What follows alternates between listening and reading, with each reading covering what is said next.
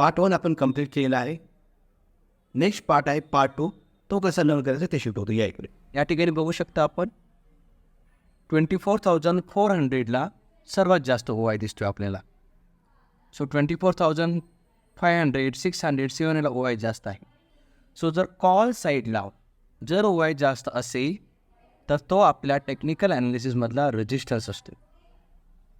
Same column पुटमध्ये जर पाहाल तर 24,300ला तुमचा OI जास्त दिसतोय, तर हा आपला टेक्निकल ॲनालिसिसमधला सपोर्ट आहे.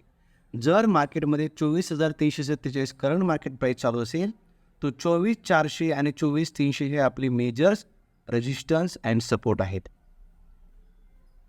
आपल्याला OIचा वापर न की प्राईस ॲक्शनसाठी यूज करायचा आहे, आपल्याला याचा वापर करायचा आहे टेक्निकल ॲनालिसिसमध्ये major resistance and major support as well as intermediate resistance and intermediate support.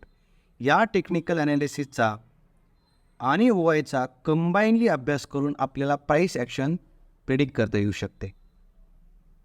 Thank you.